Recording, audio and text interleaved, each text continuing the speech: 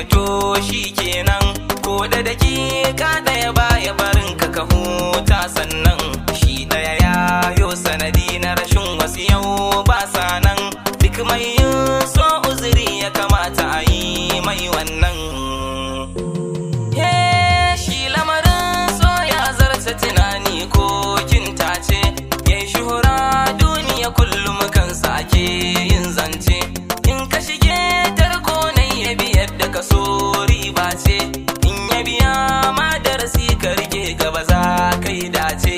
Ba a fara yin sa kai tsaye hujja, domin har gizinsa ya fi na soja. In kayo sa'ar shiga da shigar ka yayi malale, har ma so yakan mayar da mutum ya zamo ɗan lele.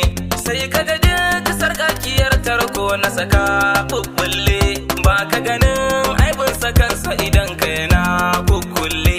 Kulawar so akan ka za ta yawaita, ya kai ka gaji abin da duka bukata. In ya ziga ka sai ka ji ka kamar ingarman doki, ƙarfi zai sa a jikinka ka dinga tunanin yaki. Ko wata ran ma in ya motsa maka kai tattaki, mai yin so zarar ya ga abin sunai sai doki. Su mai sa ka kai kyautar dole, ko laifi da an yi maka ka kyale. In ya biyo ma ɗaya hanyar ta saka yo kokawa, duk wani jin daɗin ka da farin ciki zai gimtsewa. So na sa cuta a sanadin haka ai kwantawa, shi ne ma yayi silar ajalin wasu na yi dubawa. Kamun so ya zarce ma na hukuma, na gane shi so yana da salama. So ya zarce wahainiya a wajen rikida na lura, siffofi gare shi masu yawa duka ya tattara. Sai ka sau jiki da shi ya saka ka a kwandon shara, wannan abin da ya yi gunka ka gan shi kamar almara.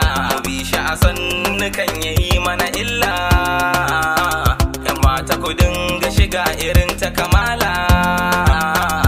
So mai sa idanuwan kato kuka wurjanjan, so mai sanya fargaba da bakin ciki na san wannan.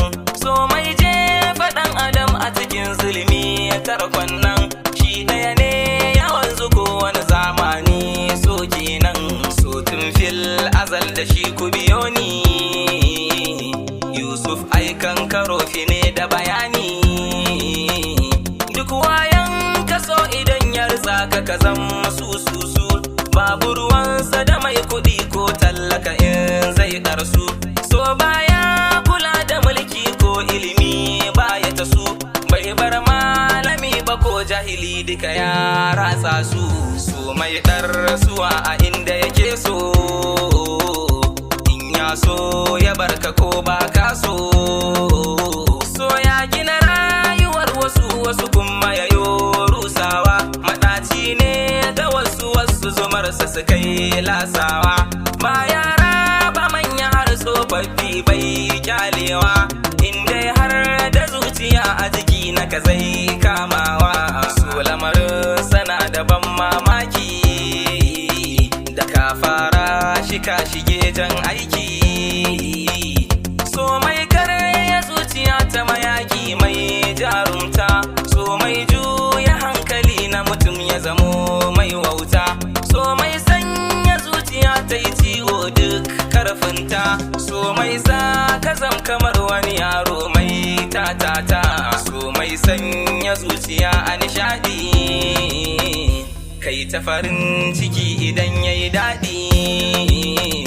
Ga 'yar shawara zuwa ga masoya, so yayi tsada.